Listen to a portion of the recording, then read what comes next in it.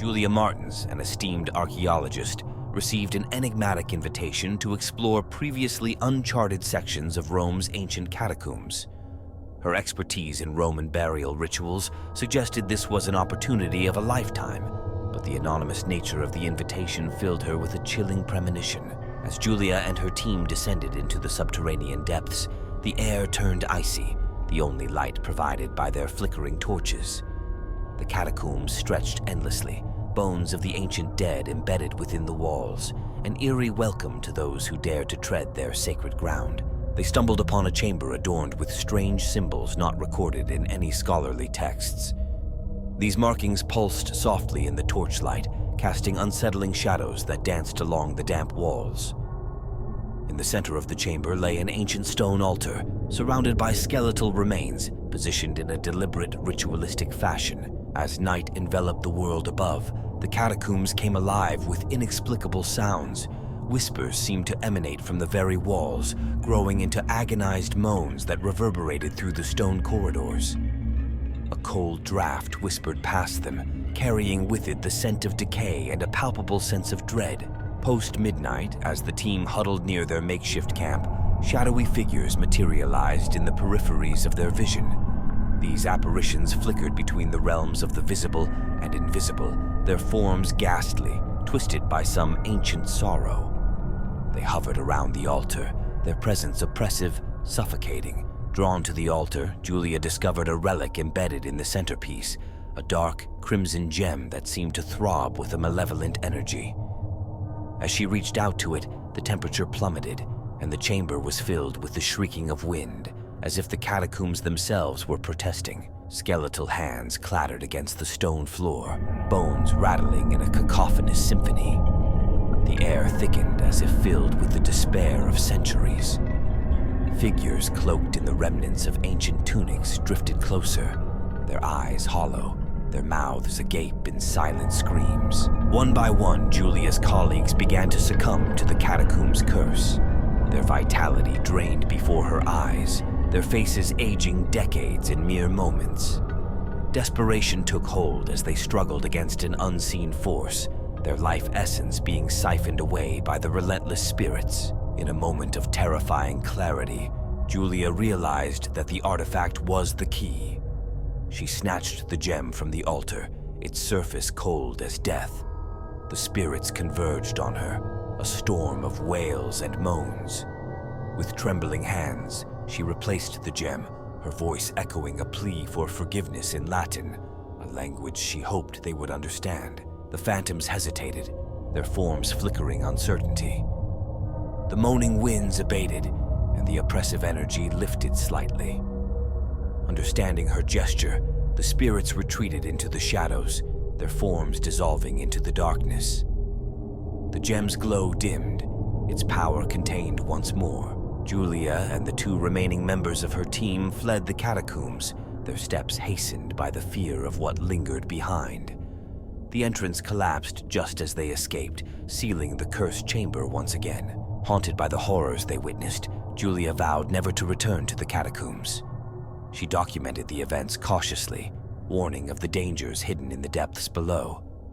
Yet, in her dreams, the whispers of the catacombs called to her, a reminder of the darkness that lies just beneath the surface of our understanding.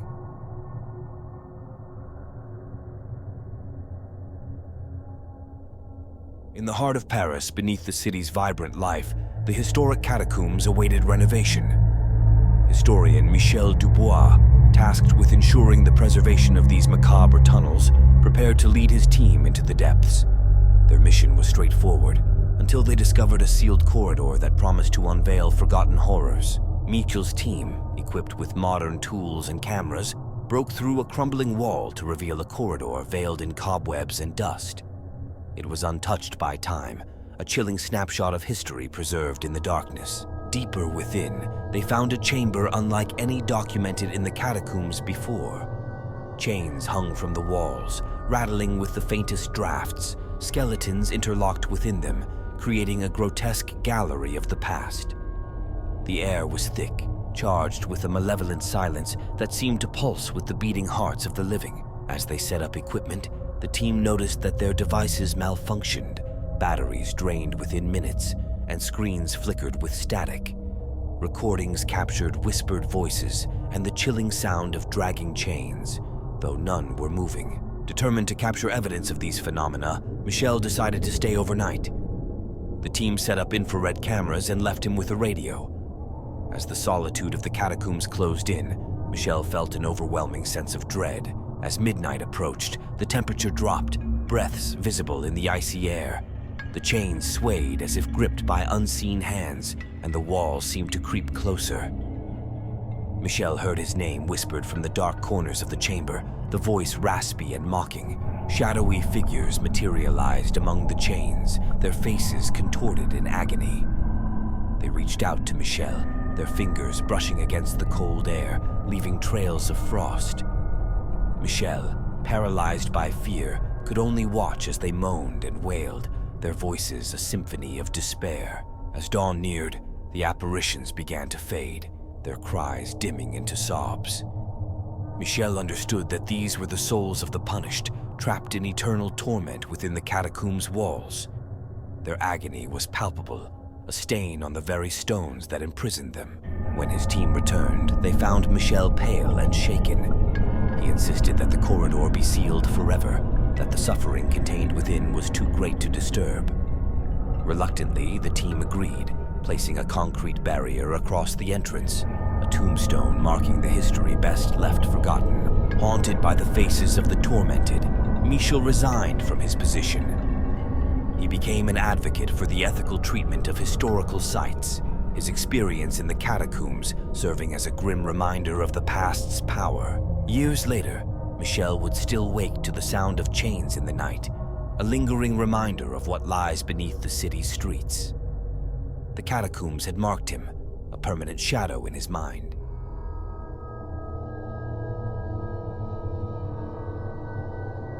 The ancient catacombs of Crete, shrouded in myth and mystery, were believed to be the resting place of kings and guarded by divine curses. When seismic activity revealed a previously inaccessible section of these catacombs, mythologist Lina Saris saw an unprecedented opportunity to explore the truths behind the legends. Lina assembled a diverse team of archaeologists, historians, and local experts, each bringing their unique skills to the expedition. Their goal was to document the new section and uncover any artifacts that could provide insight into ancient Minoan culture. They entered the catacombs through a newly formed crevice, descending into the cool, musty air of the underground. As they moved deeper, the walls, etched with intricate frescoes, seemed to tell stories of ancient rituals and divine encounters. Deeper within the labyrinth, they discovered a massive door carved with a depiction of the Minotaur, a creature of myth said to roam the halls of these catacombs. The door was locked, seemingly untouched for millennia, guarded by statues of Minoan warriors. Next to the door, on a stone pedestal, lay a golden horn adorned with precious stones. According to legend, this horn had the power to control the Minotaur. Despite warnings from her team, Lina was drawn to the horn, her hands almost moving of their own accord to touch it. The moment Lina's fingers brushed the horn, a deep, resonant bellow echoed through the catacombs. The ground shook, and the door began to tremble, dust falling from its ancient frame as if something behind it had awoken. Trying to retreat, the team found that the labyrinth's layout had inexplicably changed. Corridors twisted and turned on themselves. Paths that were once clear now led to dead ends. They were trapped, the catacombs reshaping themselves. From the shadows, the Minotaur appeared, a towering, terrifying blend of man and bull, its eyes glowing with a preternatural fire. It charged, its roars shaking the very walls of the catacombs. The team scattered, terror overtaking them as the Minotaur hunted them through the shifting corridors. Their screams echoed through the stone halls, a haunting chorus that seemed to please the beast. Alone and desperate, Lina realized the horn was key to their survival. It was not just a relic, it was a tool imbued with ancient magic capable of controlling the beast. Lina played the horn, its sound cutting through the darkness. The Minotaur paused, its charge halted mid-roar. The beast seemed confused, torn between its nature and the horn's influence. As Lena continued to play, the Minotaur's eyes softened, the murderous intent fading. It listened, head tilted, as if the melody reminded it of something long forgotten, a memory of its humanity. Slowly, the beast retreated, backing away into the darkness from whence it came. The catacombs began to settle, the corridors ceasing their ominous shifting. Lena, exhausted, ceased playing, watching as the Minotaur disappeared. The team regrouped and found their way back to the entrance, which now appeared as it had when they first entered. They sealed the catacombs, the door locking itself as they exited, the golden horn left on its pedestal, a guardian token to keep the Minotaur at bay. Back on the surface, the expedition was both a success and a haunting burden. Lena documented their findings and the powerful effect of the horn, but recommended that the catacombs remain sealed. Their secrets were too dangerous, the power of the Minotaur too great to risk unleashing again. Lena continued her studies, her experience in the catacombs shaping her approach to myth and history. She often lectured about the balance between discovery and respect for the past, her story a cautionary tale of curiosity and responsibility. Years later, Lena would still hear the faint sound of the horn in her dreams, a reminder of the day she stood face to face with legend. The catacombs called to her, but she knew that some doors, once closed, must never be reopened. Her encounter with the Minotaur remained a powerful reminder of the mysteries that lie hidden in the depths of the earth, guarded by time and myth. This expanded version of the third story dives deeper into the mythological and psychological aspects, enhancing the atmosphere and tension while further developing the characters and their interactions with the ancient and supernatural forces they encounter. Even years later, Lena could still hear the haunting melody of the horn in her dreams, a reminder of the beast she had soothed back into slumber. The catacombs called to her, but she knew better than to return. Some doors, once closed, must never be reopened.